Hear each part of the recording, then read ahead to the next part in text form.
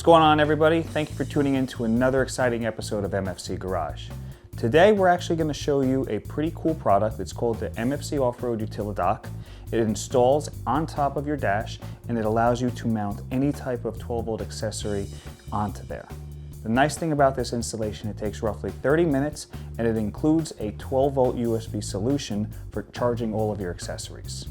During the installation, you're going to see both types of solutions that we have for this Utili-Dock. One is a plain plate. The second is the one with the 1-inch carbon fiber tube that goes across. So the carbon fiber tube is an accessory add-on that you could choose during checkout, but you don't need it if you just want to have the two mounting solutions with the ram mount 1-inch bases. There's plenty of third-party mounting arms. You can see in some of the selections that we have rolling through the footage that there are different length arms, arms for the tubes, articulating arms, and the nice thing about certain ones, especially from 67 Designs, bullet point mounting solutions, they do come with a carbon fiber arm, whether it be gray or blue, which also integrates with our carbon fiber tube that allows you to mount additional accessories. As always, we appreciate your support. Please make sure you comment, like, and subscribe to the video. And if you have any questions, feel free to reach out to us. You can find our Contact Us page on the website at www.mfcoffroad.com. Enjoy. To put the Utili-Dock on, you're going to open this up, just like so. And there's a line where this piece of plastic meets the bottom tray. You're going to take a small little flathead screwdriver that has a thin edge so you can get in there and pry it. If you have a pry tool, those will always help as well. Once you get it in there, just pop it up like that. You'll see these little orange clips that hold it to the body. That snapping noise is normal. You're not breaking anything. You're going to have 4 in the front and you're going to have more in the back. Travel along and just basically pry up as soon as you can get your flathead in there, and you'll see it'll slowly come up.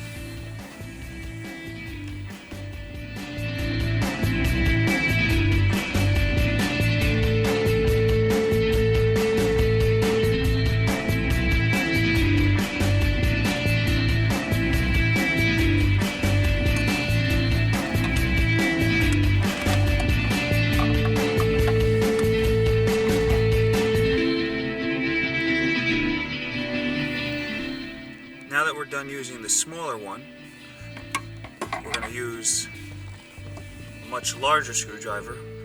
It's got a little bit more rigidity to it and better prying force that we can get into there and really move that piece around to separate it from the trim.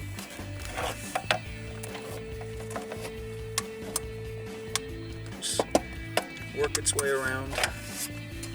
Now that we have these 4 connection points lifted up, we're going to close this and then pry over here and here with the small screwdriver and get these corners lifted up as well.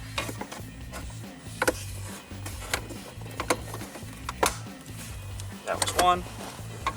Same thing on this side.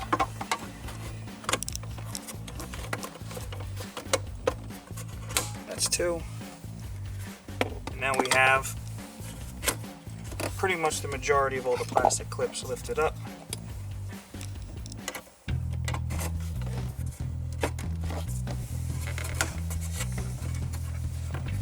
Just follow with your fingers all the way around and you'll be able to lift up this entire plastic piece just like so. Set it to the side. As you can see, this vehicle does not have a center channel speaker. No worries, if you have a central channel speaker, it's not going to interfere with that. So you have a screw point here, a screw point here, so one here and one here, one here, and one here. We're going to remove these 4 screws and replace them when we use the Utili-Dock and show you those points of attachment in a second. Before we get started with the installation inside the vehicle, we're going to show you the assembly of the USB ports that go on top of the Utili-Dock plate. You have 3 holes right here. 1, 2, 3. You've got your Utili-Dock power supply unit. Slide the wires through that first hole. Make sure the holes line up, which they will right out of the box. Take your mounting bolts right there, right here, and this one. Right from the back side. You want to have just enough thread sticking through.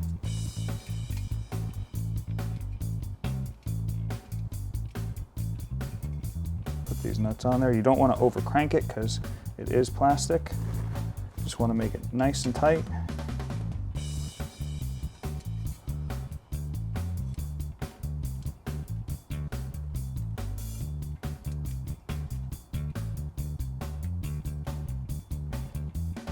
And I'll show you the correct size. If you want to use a small little open-end ratchet on there. But technically, that's what it's going to look like. You could have the USBs right here or in the back, wherever you feel. I like them right in front.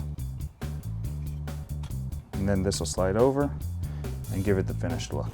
When tightening these and this, you're going to use a 9mm socket or open-end wrench and a 1/32 Allen key just to hold it tight. Now, you just basically want to do it by finger strength. You don't have to use a tool. That really cranks down on it. But you're going to see that it sucks it down in just enough to get your threads right to the edge of the nut. Same with this one.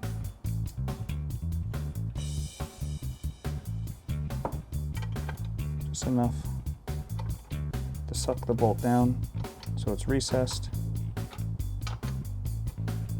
and bottoms out right there. So you've got this, your finishing top piece, and it just snaps down right over the top, just like so, with a spring actuated USB entry point right there. This will light up when there's power going to it, and we'll show you how these get power with the included harness. Now that we have the attachment points accessible, we're going to use a Phillips number 2 to remove them. We're going to use a right angle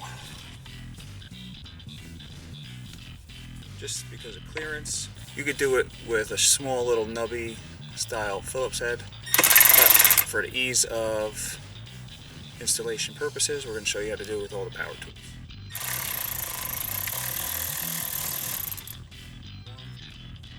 Got one over here. 3. Same thing on this side.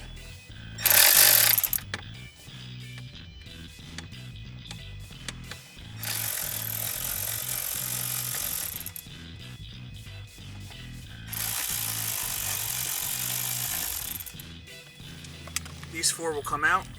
Now for installation purposes for power, it's actually easier to remove this whole system.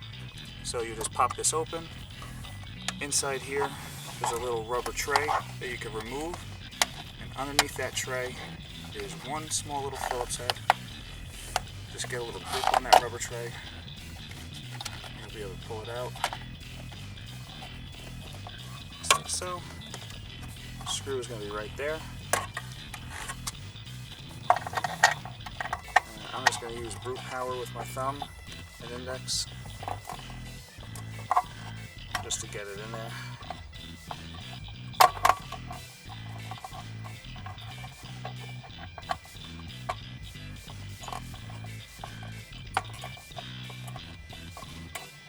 And once you've removed this screw, the whole unit will lift right out. If you have a center channel speaker, you'll want to remove the speaker from the trim, and from there you will also separate it from this panel as well.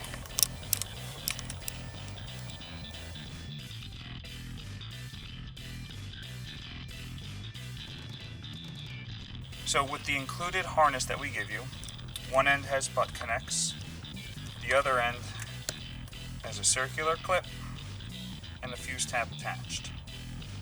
You don't have to use this solution. You can also use the T-taps that are provided. So you would basically cut this, cap it, and use the T-taps. And the T-taps would be used if you wanted to wire it directly to your 12-volt DC power port. So you'd lift this system up, use the T-taps on the wires for there, and connect this directly to this if you wanted to use it off of the 12-volt power here. Instead, if you want to use this, you would basically ground this with the included tapping screw to any part of the frame inside behind the dash, and then actually use this with the correct micro ATC fuse in the fuse box that's behind the little dash cubby panel by your name. Now each year between 14 to 21 and now 2022s, those little fuse boxes all have different portions of fuses that power everything.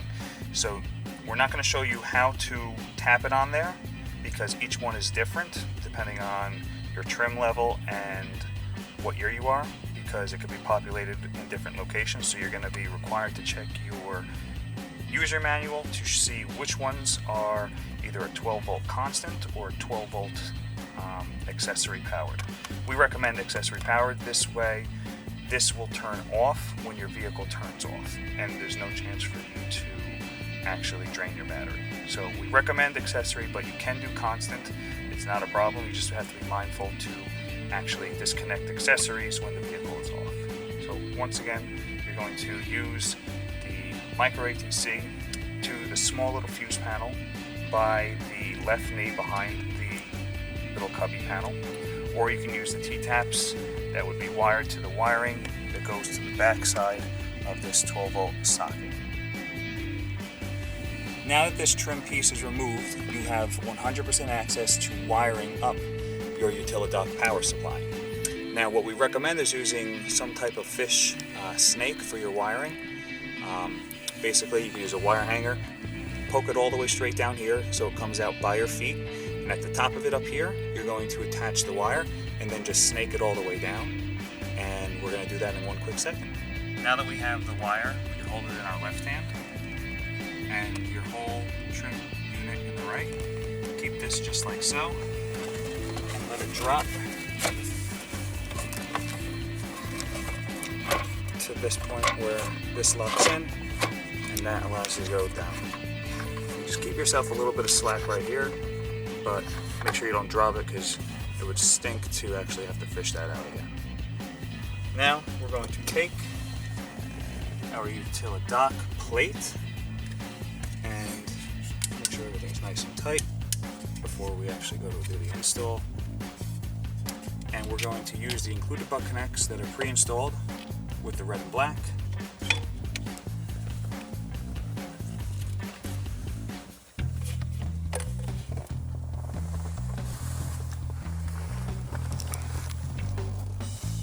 The included butt connects do have a shrink tube on them, so once you have everything crimped nice and tight, a little bit of a hair dryer or a small little cigarette lighter can heat up around it and have them shrink, thus securing the wires a little bit more than just the crimping alone. But like we say, it's better to be sure than sorry. So we have this done. You'll heat shrink these and tuck everything back down into the void as so. And this will sit just like this. If you did not get the carbon fiber tubular secondary attachment point for the back, you'd proceed as forward. But if you did, you'd want to make sure you attach that to this unit before mounting it down in the 4 locations, because it actually gets screwed in from the bottom. So we'll show you how to do that now for those who get that accessory. So we're going to lift this up,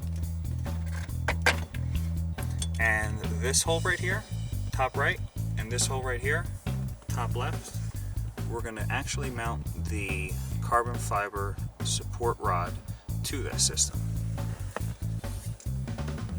So since we have a lot of slack, we're going to pull this out and start with it like this.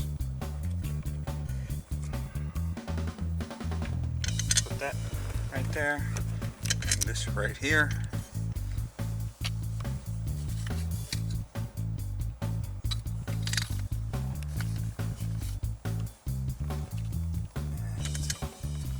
Put this arm on here like so. Screw this all the way up.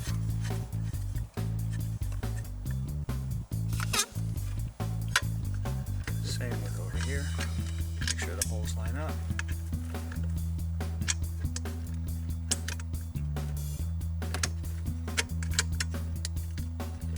And make sure everything is nice and tight. And you're going to use a 4mm hex key. Tighten everything up nice and tight. Very simple. This whole system might look a little intimidating, but I assure you it is very straightforward. And at most, we're talking 30 minutes of an install. You can probably do this faster, but we like to take our time and cover every little aspect so every question can be answered. So once again, I'm going to tuck it down and get it just like so. So now we have this carbon fiber mounting arm that allows a 1-inch type of mount. So in the accessories that you can get aftermarket from third-party suppliers, you'd use a 1-inch tube mount that has a 1-inch ball for any type of ram. And now we're going to attach from here, here, here, and here. We're going to use the included screws here and here first. The screw that goes here and here, we will have to remove this from the upper mounts. However, if you do not have this system, obviously nothing will be in the way of this screw. So we'll do this one first, remove this bar, do this screw, and then reinstall this bar. Using the same Phillips head we had from before, just using right angle for ease of installation.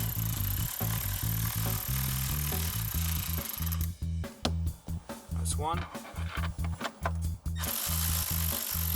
Don't want to over crank them because it is only going into a little nutsert that is attached to plastic as a clip and only a clip, so you don't want to over torque it.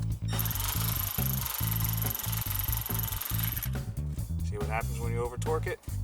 It sucks it down.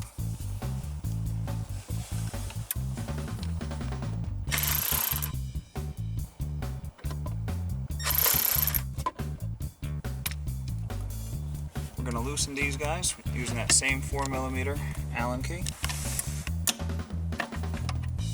Just breaking it loose a little bit, then switching over to the easier side, just like so.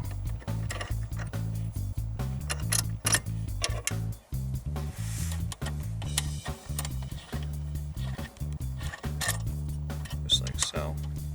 I'm going to lift this away and then put these screws in next. Going back to these screws, getting the thread started.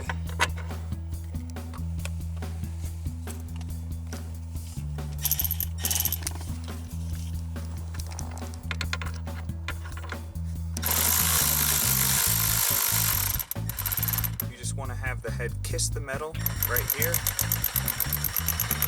just like so. Same thing with this, just have the head kiss the metal.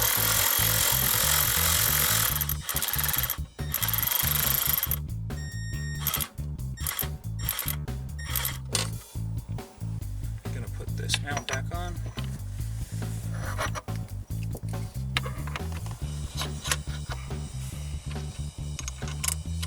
Line it up. Get the thread started. Line it up. Get the thread started.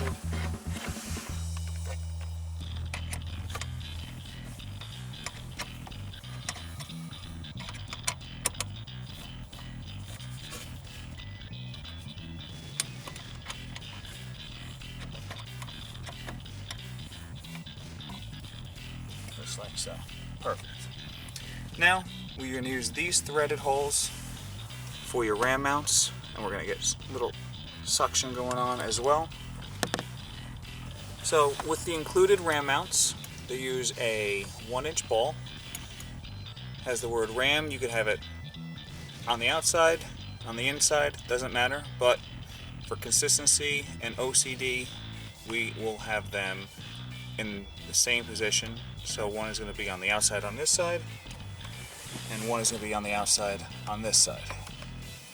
We're going to use a 7/64 Allen to marry these to the unit, which comes already threaded,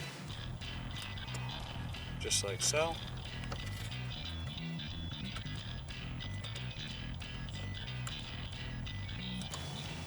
Gives you a little bit of resistance, don't worry. It's just a little bit of the powder coat that could be in the threads. You have to switch to this size.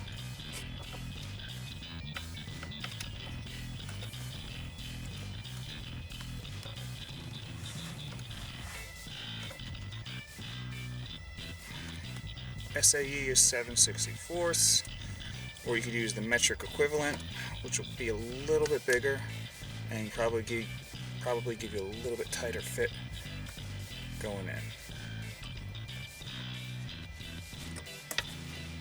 That's one. Move over to the next side.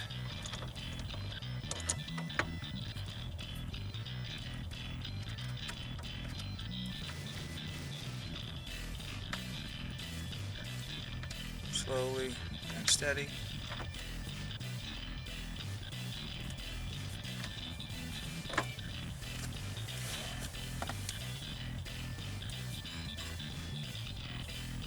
Just like so.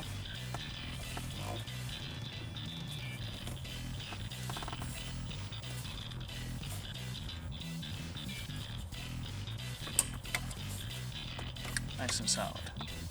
So now we can tighten down on your screws.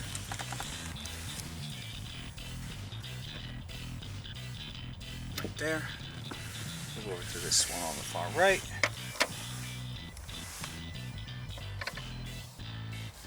Right there. Should be able to get your fingers into this one. If not, no worries.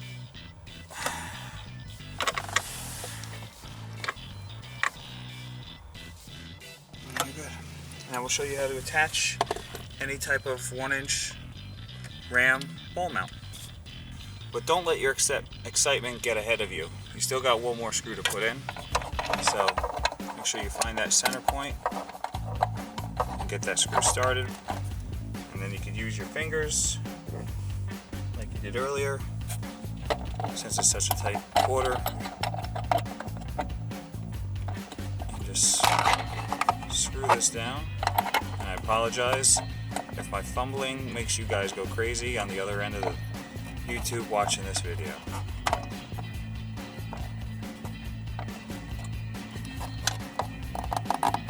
Perfect. Don't forget to put that rubber trim piece back in. Give it a nice clean look. And now you have yourself a rock solid mounting solution, where the black matches your interior and it looks very clean. So using the 1-inch ball mount, you have a couple of manufacturers out there that have solutions. So you can simply use ram mounts that have arms that'll attach it here. You can do bullet point mounting solutions. You can do 67 designs. They all have solutions that'll work with this. Now, you want to make sure that when you buy them in the correct ball size. 67 and bullet point both make an adapter that will marry to this. That adapter is this guy right here, because their system is a little bit smaller. They use a smaller ball, so you have to get the adapter that works with the 1 inch. 1 inch is standard in the ram mount solution. But we'll show you exactly how it mounts and show you how sturdy it is when you are putting an actual phone or tablet on it as well. So I'm going to show you with this system, iPhone 11 with a Mophie case with an extra battery in it. So this phone has some serious weight to it. All you do is lock it in, and there it is. So you can see this is nice and solid. Now you can route your wires directly to the USB power solution instead of having them dangle in front of your actual Jeep navigation, HVAC controls, and everything like that. And if you would like, we also include a complimentary plastic spacer kit that goes between each 4 mounting screw. If you want to raise this up or lower it and leave it in its lowest configuration. But if you do want to raise it up, we do have the ability to do that. The only thing you have to be mindful of is that when you open this bin, the higher this is, the chances are of this coming into contact with this are increased. So we like to leave it the way it is, but if you do want to raise it up for any reason whatsoever, you can with those spacers. But out of the box, they are not necessary. Alright, for those of you who don't think having an iPad or a phone in this vicinity during your daily driving is a wise decision, let's say you think it gets in the way of your view or it's a distraction, well, you can get an extremely long mounting solution and then